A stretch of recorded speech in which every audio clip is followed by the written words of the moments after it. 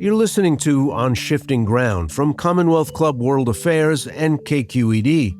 I'm Ray Suarez. Water is the most precious resource on the planet is repeated so often, it almost seems to lose meaning. But for people in the Middle East, the most water-scarce region on the planet, limited access to water is truly an existential threat. Climate change has made the already dwindling supply of clean water worse, and persistent conflict has slowed environmental development in the Jordan Valley. Israel, Jordan, Lebanon, Palestine, and Syria all share the same water resources, the Jordan River Basin and the Dead Sea. So even during war, the countries must cooperate. Non-governmental organizations are working on the ground to help facilitate collaboration, notably EcoPeace Middle East.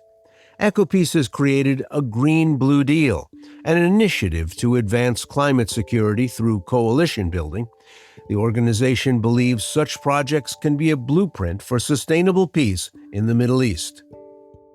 We've survived several wars on Gaza. We have survived riots and escalations in Jerusalem. But it's the spirit of the team who's working here day and night to make a difference. That's Nada Majdalani, the Palestinian director of EcoPeace Middle East, speaking a couple of years before the current conflict. So it's not only the 50 people around the 3 offices of EcoPeace, it's also the courage that comes with the participants from the educational program, from some of the stakeholders, from some community leaders on ground who give us also a chance not to give up. That dedication to finding solutions is being recognized. This January, EcoPeace was nominated for a Nobel Peace Prize. To better understand how cooperative water projects might lead to greater peace in the region, we're sharing a conversation with Climate One's Greg Dalton and Nada Majdalani. They spoke in 2022. In the second half of the program, we'll update how the water projects are faring in 2024 and why they're now more important than ever.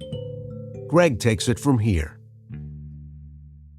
In 1993, as you know, a pair of agreements known as the Oslo Accords were signed between Israel and the Palestine Liberation Organization, a major milestone in the peace process. I remember coming home and watching it on TV.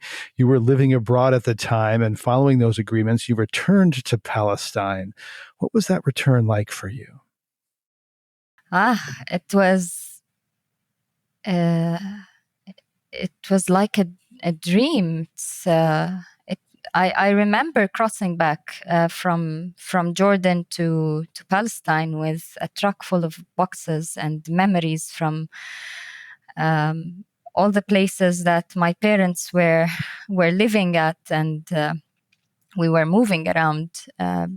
I was born in Bulgaria. We moved then to Tunisia and Libya, and my parents before that were also all over the place between Syria and Lebanon. So to just come back and settle down and call somewhere home, and eventually I'm home. It's something that is unexplainable, especially that the notion that we didn't have somewhere to settle was something not actually very nice for a child, because moving around means that you cannot sustain friends and you cannot, keep relationships. And all the things that I used to learn about and study about Palestine, they were just abstract. And to me, to cross to the land of orange groves and all these emotional, things that connected us to the land was really amazing. It was an amazing moment. And and just then I felt that I'm home. For the first time. For the first time, I felt settled in. I was around 11 years old. And how much did your family think that now peace would break out and all would be well? It was a time of high hopes. It was for everyone. And to be honest, it turned out to be very disappointing. I think both sides, Palestinians and Israelis, have failed to lead us where we should be. We should be living side by side and in peace and understanding that we have a shared future together. You were an environmentally conscious teenager. How does that inform your work educating youth in Palestine, Jordan, and Israel about the water and ecosystems that transcend state boundaries created by humans? Yes, I think anything that a teenager or a child gets exposed to during this time of growth and maturing and understanding the surroundings pretty much shapes their personality, their interests, and shapes somehow the path and the skills that they have towards approaching their careers and their interests of how they want to lead their lives in the future. When I was a teenager, my teacher at school exposed me to environmental peace building. And it was just right after, again, the signing of the Oslo Accords, when people had high hopes for peace, when we didn't even want peace only between between politicians. There needed to be a people-to-people movement to establish relationships between people as humans and as individuals that share common interests. So I was involved in environmental peace building camps and programs, and this grew up with me throughout college and university. And when I came back from my master's degree, I really wanted such a job, and it's basically a job that came true. For me to join EcoPeace because it really resembles what I really wanted to do since I was a teenager. And how this reflects on what we do with Palestinian, Israeli, and Jordanian students is very much in terms of how we can really engage with those students, not only on the understanding of the technical issues or understanding the science behind environmental issues or climate change. It's much more about how we build individuals who are agents of change, who are willing to become community activists or national activists on environmental and climate issues. We basically we change individuals. It's a journey of individual transformation. And I've just received yesterday, for example, a screenshot of a message between one of our staff members who are in charge of the educational program and one of our participants who was with us 2 years ago. He just recently finished high school with very, very high grades in chemistry and biology. And he sent a message to our educational program manager, thanking him for encouraging him and for inspiring him to get interested in these topics. These are the individual transformations that we're looking for. And it's just a snowball effect, because once you change one individual, it becomes infectious to the whole community and to your family. And this is really rewarding. This is exactly what I like about this job, because I see specifically with working with young people, a very quick return. And that's very powerful. And I can imagine that's especially powerful Eco doom is something that young people talk about and struggle with. The idea that like, oh, we don't, our future is really dark. I imagine what that's like in a situation where there's been generations of armed conflict, and people might have even, another layer of reason to feel doubtful about their future. So do you encounter that, overcoming kind of that eco doom?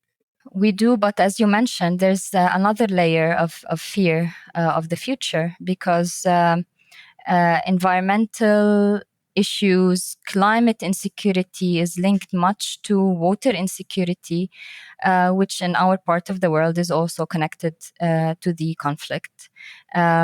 Specifically for Palestinians who are not in full control of their water resources, and access to land, and access to basically free movement, and even freedom of speech and activism. So in that sense, yes, young Palestinians fear from the future, and fear from the current situation at which they see that there's shrinking spaces, limiting, exponentially limited opportunities for growth. And this cannot basically lead to a healthy future and sustainable future for all people in the region. And this is exactly where we, and not only on the level of students and youth, but also among several of our participants and stakeholders that we speak with from the three countries, Palestine, Israel, and Jordan, we try to make them understand that our destinies are very much connected. If pollution happens on one side, the other side is not immune. If water insecurity is on one side, it means that your neighbor is not happy. Your neighbor is suffering lack of opportunities and frustration, and this frustration could blow up in your face. And this is exactly, for example, what happens in Gaza Strip, where 2 million people under blockade for the past 15, 16 years, lack of food and medicine supplies, lack of access to water, energy insecurity. And in security circles, militaries around the world talk about climate as a threat multiplier. What is EcoPeace's Middle East approach to diffusing that threat multiplier? Well, we do recognize the literature and also the explanations and the notion that military establishments such as the NATO and also their reports by CIA, etc., that connect climate change and climate insecurity to exacerbating conflicts. What we would like to see is totally the opposite. We actually regard climate change as a potential opportunity multiplier. Once we identify that climate impact for people in conflict even is something as a mutual concern and a mutual and that they recognize that there should be a mutual understanding, that there should be cooperation and working on solutions together to reduce and mitigate the impacts of climate change, that this could be potentially an opportunity multiplier for bringing down antagonism and putting people together to look into things in a more positive direction. Recognizing that interdependence. What is the green-blue deal? I believe that's one way that EcoPeace Middle East wants to apply its work. Exactly. It's the green-blue deal that identifies climate change as an opportunity multiplier by its 4 pillars. The first pillar is what I mentioned, is the working on the awareness and amplifying the voices of the communities in the Middle East, and educating and creating agents of change and scaling that up. And the second pillar is focused on the Jordan Valley. And this stems from our efforts throughout the past 27 years on programs relevant to the rehabilitation of the Jordan River, but also the sustainable development of the Jordan Valley in Palestine, Israel, and Jordan as an environmentally important area and an area of shared prosperity, because the Jordan Valley is considered as the fruit and vegetable basket for the entire communities over there, and it has great potential for ecotourism and other also economic activities that could be sustainable. The third pillar is the water and energy exchange between the three countries, where the main concept is large-scale renewable fields in Jordan can supply Palestine and Israel. In return, desalinated water can be exchanged to highly populated areas where water is needed from desalination on the Mediterranean shores, also from Palestine and Israel on the other direction. And the fourth and final pillar is much more geopolitical, and it deals with the negotiations file of reallocating water resources between Palestinians and Israelis following the Oslo Accords, which puts water as one of the five final status issues to be negotiated for a peace agreement. From the educational part, we've targeted so far over the past 3 or 4 years, some 80,000 and more students across the three countries in terms of environmental and climate activism. And this, as an indirect impact, this can even be exponentially more growing. And we need to keep going on that effort. On the Jordan Valley Master Plan, we have done a lot of advocacy to realize some water and infrastructure projects and sanitation projects. And today we have 3 modern sewage treatment plants constructed and operating at a high technological level, reducing wastewater flowing into the Jordan River. We also have seen lately the declaration of intent between Jordan and Israel, which is also inspired by EcoPeace's concept and third pillar of the Green Blue Deal, which is the exchange of energy and water.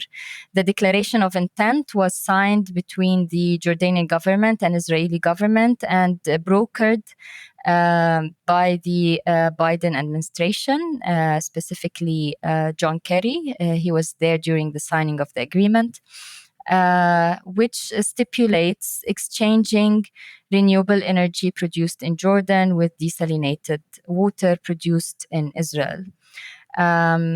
So these are key successes and key achievements that we're seeing, and we're seeing that they are progressing, but there's still so much to do. And to be honest, a lot of what is still on our agenda is being hijacked by the geopolitical environment. And specifically with the issue of for example, the exchange of energy and water and the declaration of intent, what was missing is also the Palestinian angle, because this is what we have been hoping for and what we've been working for many years, that this exchange is trilateral. And at the moment, what EcoPeace is trying to do is to have a parallel track where renewable energy can be produced in the West Bank, wheeled through the Israeli grid towards Gaza Strip. And this also comes with lots of financial and geopolitical benefits. Climate change is often thought of as abstract, doesn't quite have a human face the way armed conflict does in the Middle East. So how does climate change rank when there are more visible, direct, personal threats that people are facing every day? It's visible some way in the extreme weather events that are happening here in the region. We have witnessed a couple of years ago a massive flash flood on the Jordanian side near the Dead Sea, which led to the loss of a school trip of 21 students. And it was a tragic event to us all. Heat waves that we're experiencing these days are terrible. And by the end of the century, the projections of scientific papers, they speak of the region increasing in temperature by 4 to 7 degrees Celsius, which means areas like the Jordan Valley could reach up to 50, 56 degrees Celsius, similar to those in the Gulf countries, which would be unhealthy at all for people to be outside. These are things that we are now witnessing in a fluctuating matter and a fluctuating manner, and it's not like something that is continuous. So therefore, people are still not relating directly these issues to climate change. But what they relate also to is the water scarcity in the region and the lack of precipitation and the shortage of water, and the drought of some wells, especially in agricultural wells and agricultural areas. But again, because climate change doesn't have a face, pretty much the public relates these water shortages to the current political conflict, and that specifically the occupation and the Israeli control over water resources, at least on the Palestinian side, is the main reason for shortage of water. On the Jordanian side, also, the public does not see that this is a direct impact of climate change.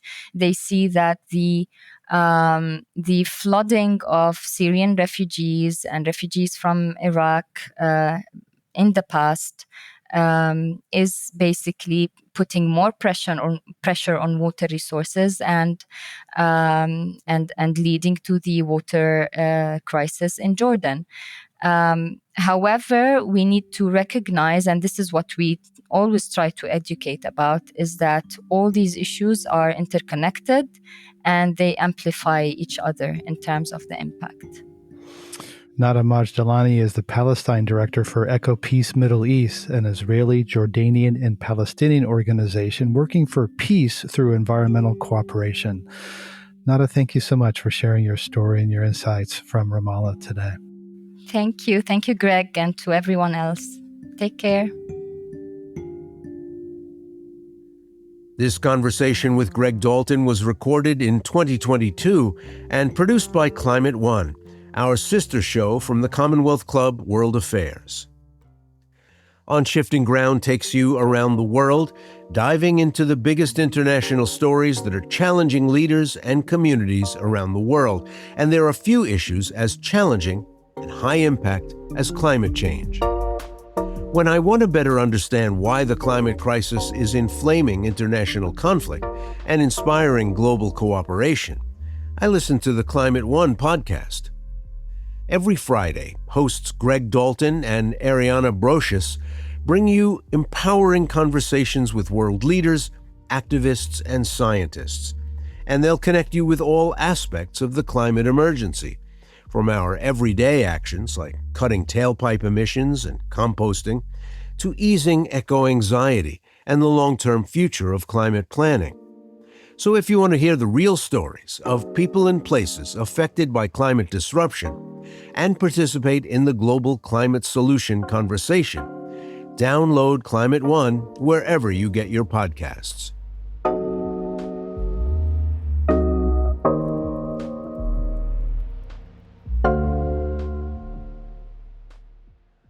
During the week of April 22nd, Climate One will be hosting programs during San Francisco's Climate Week, including a sustainable fashion show.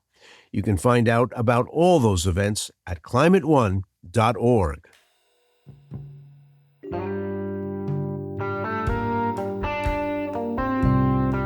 You're listening to On Shifting Ground, produced by Commonwealth Club World Affairs in San Francisco.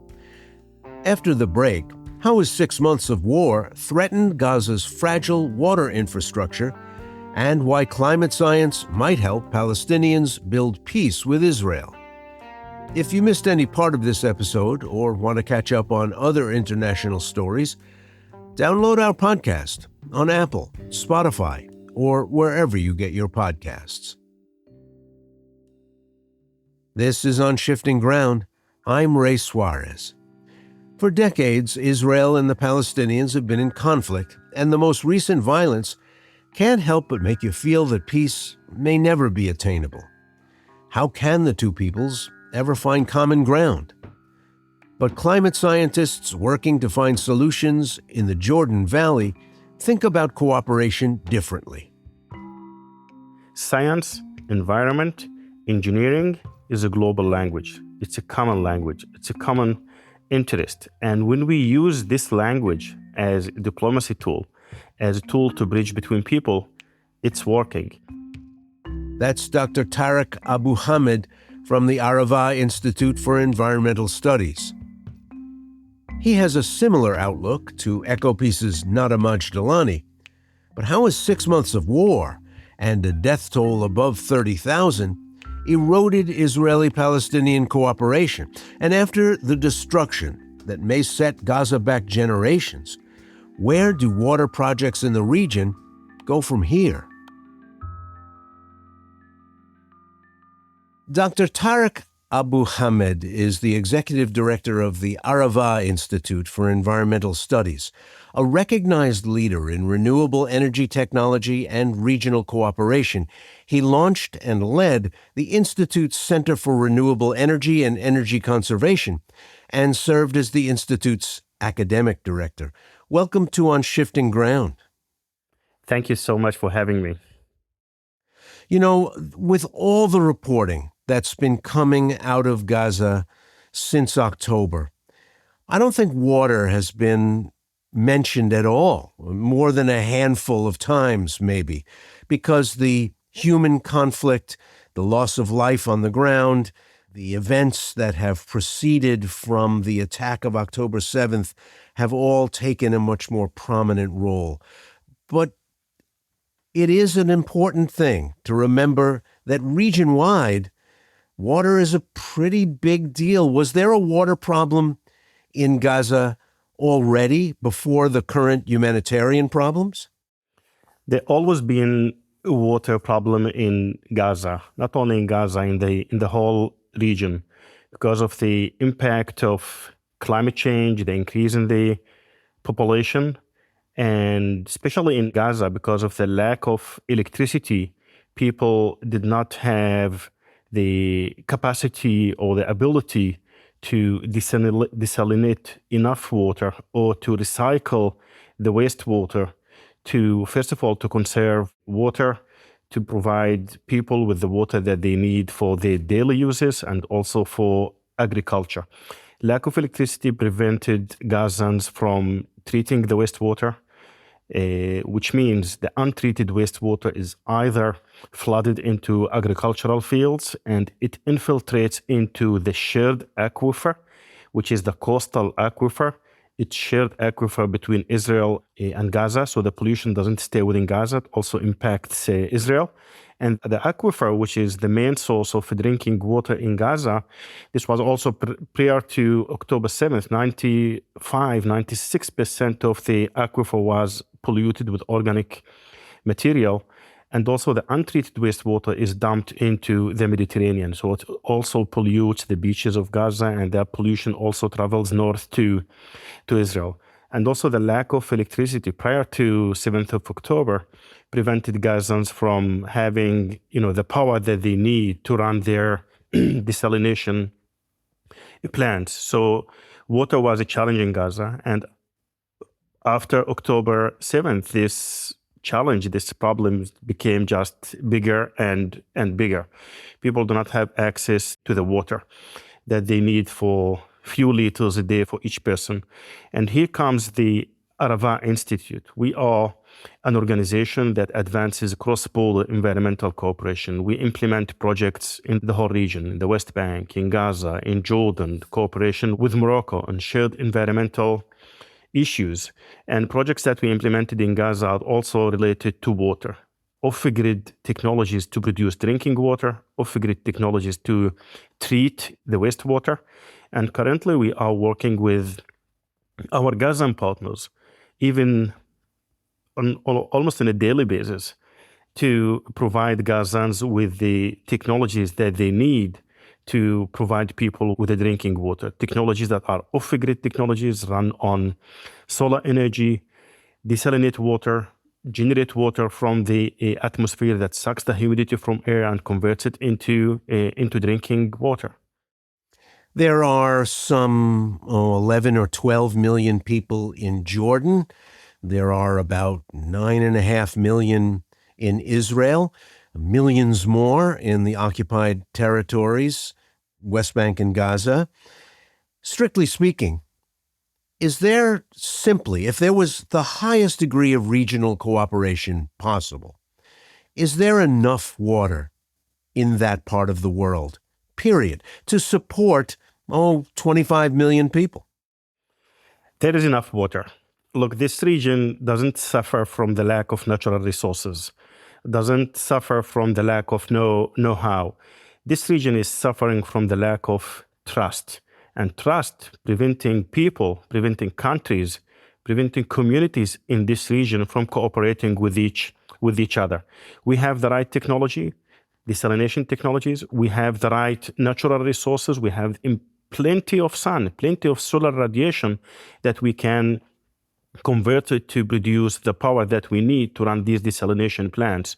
We have the Red Sea, we have the Mediterranean that we can desalinate water from that. I'm not saying that this is 100% clean technology. It has environmental impact, but still, this is the way that we need to provide the tens of millions of people who live in this region with the water that they need. And in order to do that, we have to have regional cooperation. Add to the water challenges, the climate change also impacting the amount of water that we receive, the quality of the water that we have in the aquifers that we have here.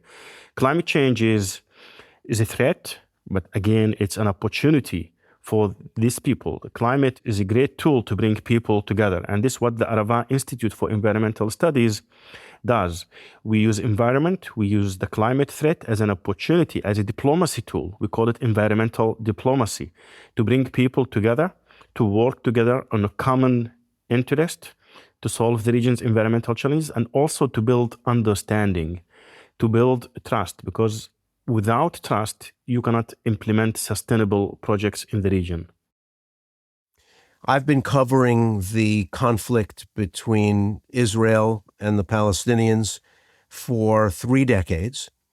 And frequently, when I am doing the story, people will take me aside, not necessarily in front of the cameras or in front of the microphones, and say, away from the public face of this problem, there's a lot of cooperation that's going on and a lot of cooperation that's possible between educational institutions, between technical institutions. An engineer in Ramallah can have a much more humane and decent conversation with an engineer in Tel Aviv than 2 politicians from those 2 places. This is what I'm told. First of all, I want to know, is that true?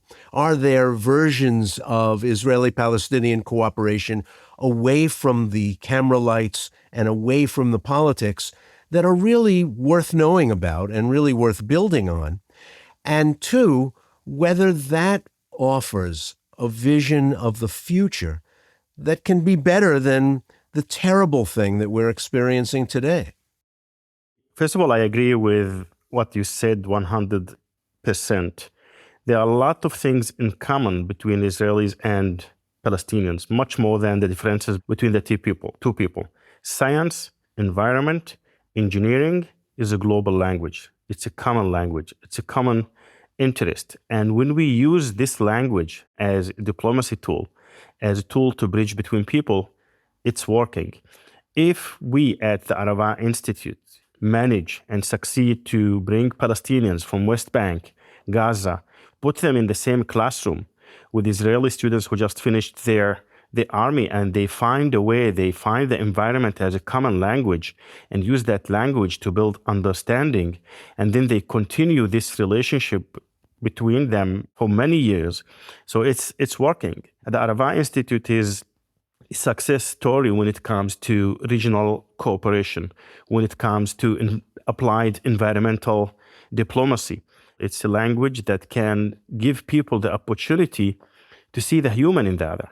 When I talk to you about an engineering project, probably we will talk about this project for 15 minutes. Then you will ask me, do you have a family? Do you have kids? What's your kids doing? And then we start this, humanitarian interaction, and this is how you build understanding. We may disagree with each other, but the most important thing that we achieve here at the Arava Institute is to build that understanding, even though we disagree with each other. And that helps us to overcome. But at a time, Doctor, of very high conflict on the political level, are those person-to-person and institution-to-institution contacts and the progress on the projects they were working on put on hold, frozen, stopped, until the military and political stuff gets settled? Or do they continue on just in a way that most people in the public don't see?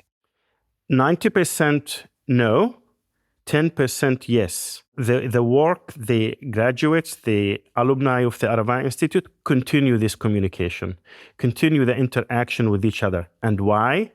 Because they had the opportunity to build this trust, to build this understanding. So whatever happens in this region, students, alumni decide to continue this interaction, this connection with each other. When October 7th happened, we were in session, the Arava Institute, Palestinians, Israelis studying together, and they decided to continue with each other. Some of the Israeli students were called to the army, and Palestinian students on campus were calling them, wishing them to come back safe, even though they disagree with what they are doing in Gaza, but because they had the opportunity to see the human in the other. So that is the recipe, that is the secret. It's understanding, trust, and then the rest becomes just a technicality. All projects that are not based on this understanding, mutual interest, trust, they continue only when the situation is calm here. When conflict happens, people decide to disconnect. We don't see this with any partner of the Arava Institute. Well, what happens now? We are at a point where there's a lot of bad blood on both sides. We are at a point where the losses on the Palestinian side, you could argue, have discouraged many people on the ground in Gaza from believing Israeli assurances or Israeli institutional voice, and vice versa. Assurances of security, assurances of hanging back on violence or military action. Can a place like Arava show both sides that confidence-building measures, that gradual progress actually offers a way out? Or are you just going to be sort of a novel, encouraging, but really never able to move the needle seriously in Israeli-Palestinian relations? Look, I'm a Palestinian from Jerusalem. I have the Israeli identification card. That means I can go to Ramallah, to Jenin, to Hebron in the West Bank, and at the same time I go to Yafo, Tel Aviv, Beersheba in Israel. And I meet a lot of people, not only scientists. I meet farmers, I meet engineers, I meet communities, and I see that the vast majority of people really want to live in peace, but they do not know the other. And once you don't know the other, any theory or stereotype can be believed very easily. And this is what we try to do, connect people, giving them the opportunity to experience firsthand the other. And it's functioning, it's working. We succeed even after October 7th to implement projects in the West Bank. We succeed to have a continuous communication with our Gazan partners, regardless of the situation that they are in. And why is that? Because it is a humanitarian interaction that's based on understanding and trust.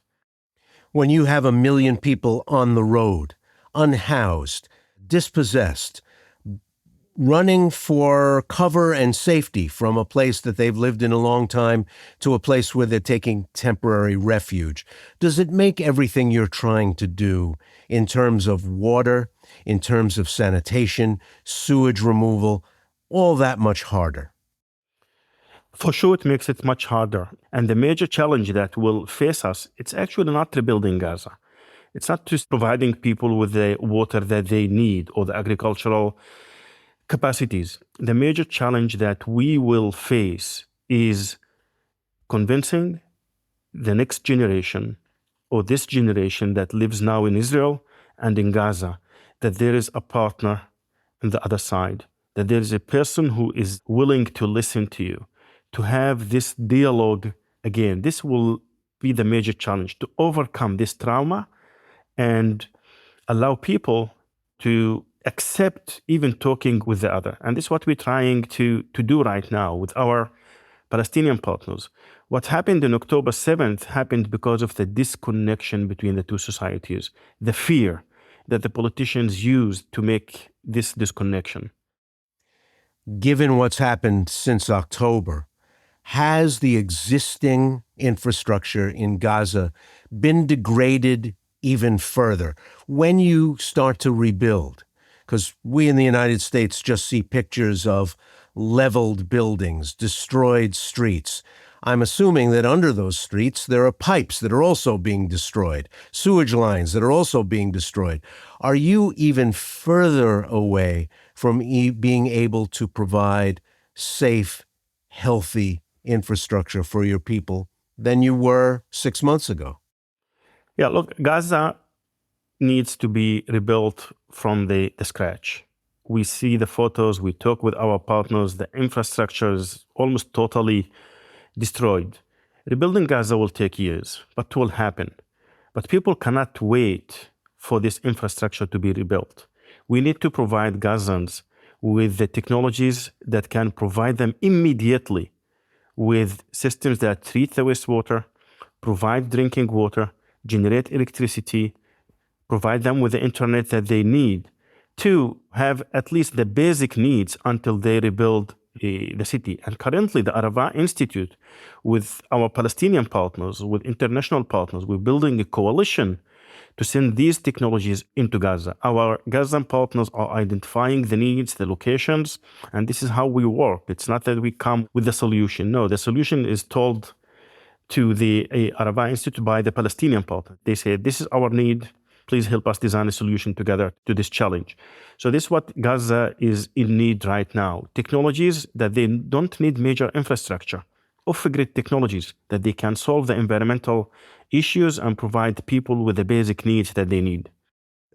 Large numbers of people have fled from the north to the south, fled from their hometown to temporary quarters elsewhere.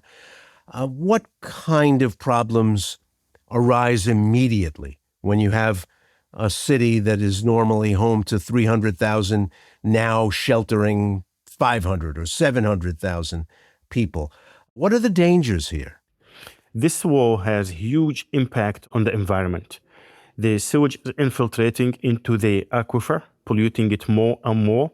Sewage is dumped into the Mediterranean because the infrastructure is 100% destroyed. The toxic chemicals that are used in bombing Gaza, now they are in the soil. So you have to treat also the soil. The agricultural fields in Gaza, did not receive any treatment since October 7th. So the diseases are now in Gaza, the agriculture, for the plantations. And this will also cross the border. We are not talking about another country. Gaza is on the border of Israel, and the natural resources are shared. And we at the Arava Institute believe that nature knows no borders. Pollution will not stay in Gaza. It will cross the border to Israel in the air. So there will be a lot of environmental challenges. What are the short-term things that people who are on the run do that cause this rising level of pollution? What are the kind of practices that start when there's civil unrest that end up giving you problems down the road? Look, Gaza is destroyed. No infrastructure. Sewage is everywhere. If you see the photos that we see from Gaza, it's sewage is in every street, in every field in Gaza. And this is the major challenge. People need immediate solution for this. One of the charges that often emerges in crises like this one is over dual-use technologies.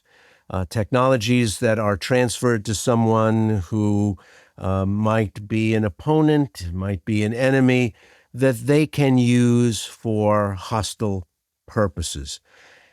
When we're talking about water infrastructure, we're often talking about pipes, flow control, metering, and software, and things like that. Are these dual-use technologies that can have a hostile purpose if someone who has that intention gets a hold of them?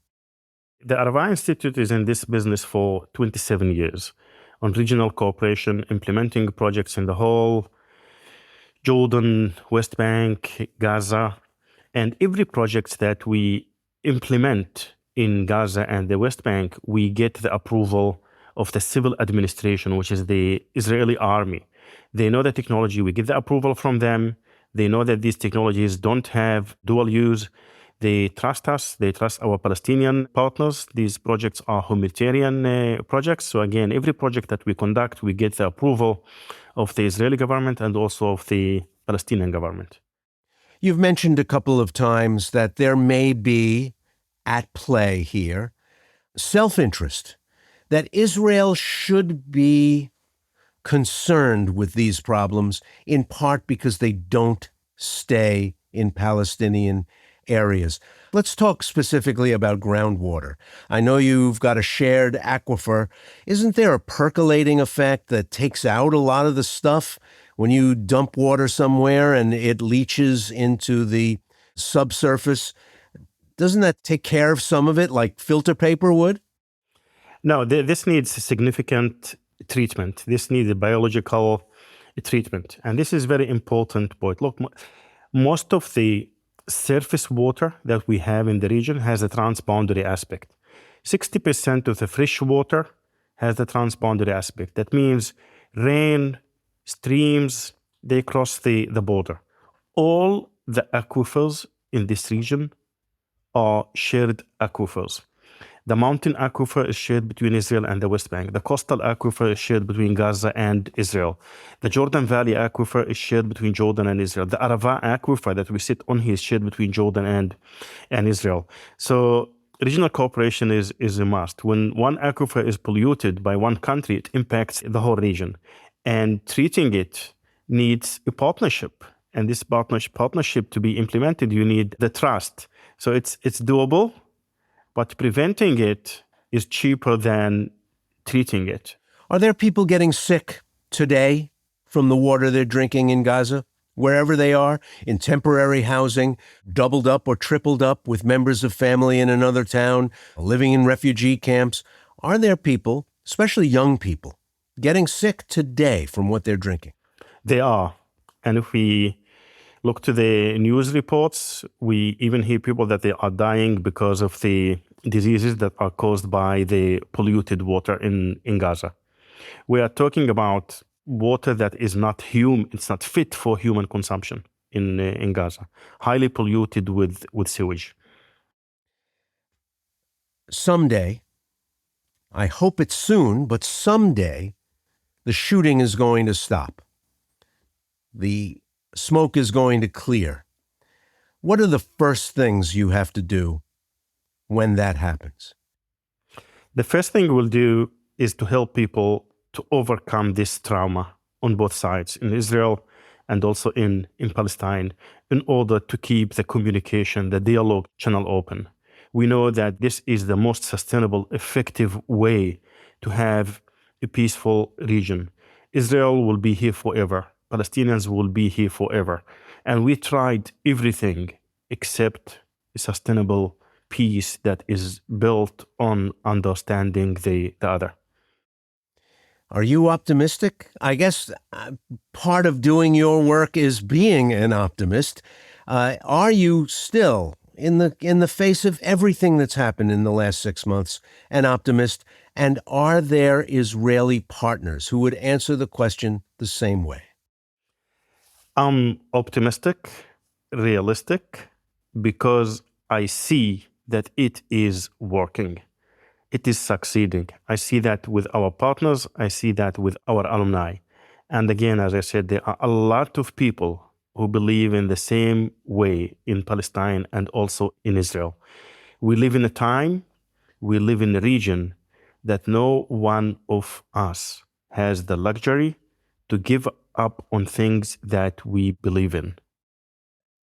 Do you have Israeli partners sitting across the table, working shoulder by shoulder with you on these projects, who share that point of view and are ready to share the region's resources with you? They are in Israel, they are in Palestine, they are in Jordan. Because again, climate change is a threat to the whole region, and it requires a global and regional cooperation to deal with it. Dr. Tareq Abu Hamed is the executive director of the Arava Institute for Environmental Studies. Thanks for joining us on Shifting Ground. Thank you very much for having me. Pleasure.